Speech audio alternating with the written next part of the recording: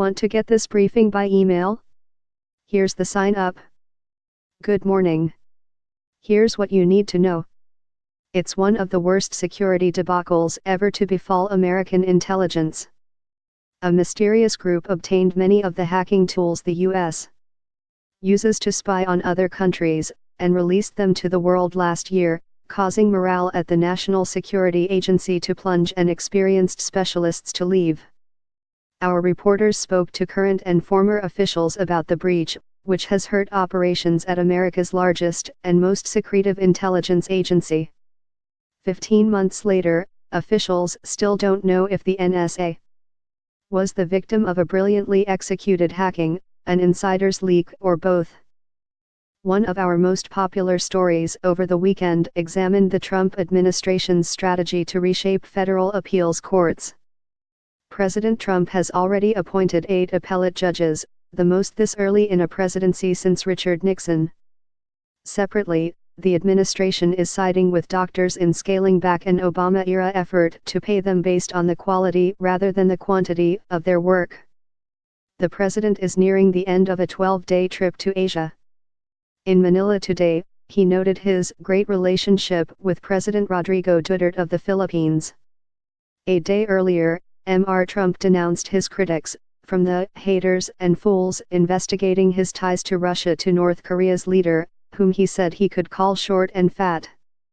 A blitz of sexual harassment scandals has hit state houses from California to Florida, with accusations that might have been ignored in the past drawing aggressive responses. There's not the sense of trying to defend these guys in the same way, said Debbie Walsh, director of the Center for Women and American Politics at Rutgers University. Senate Republicans appear to have largely abandoned the candidacy of Roy Moore, the Republican nominee in Alabama accused of pursuing relationships with teenage girls when he was in his 30s. Trump administration officials cautioned that Mr. Moore should be allowed to defend himself. Our media reporter Michael Grinbaum looked at how the accusations against Mr. Moore are playing out on Fox News and on other conservative media outlets.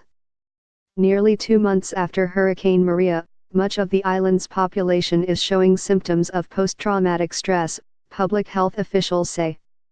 They have heart palpitations, sweating, catastrophic thoughts, one doctor said.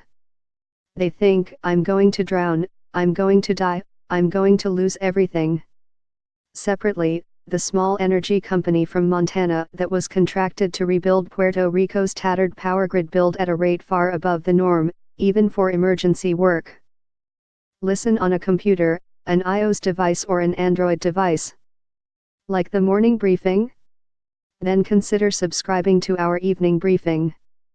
It's a rundown of the day's biggest news and the stories you won't want to miss. Free, right to your inbox. Sign up here. The U.S. approach to trade may be helping exports in other countries, including lobster from Canada. Operators of self-driving trucks are charting an autonomous future.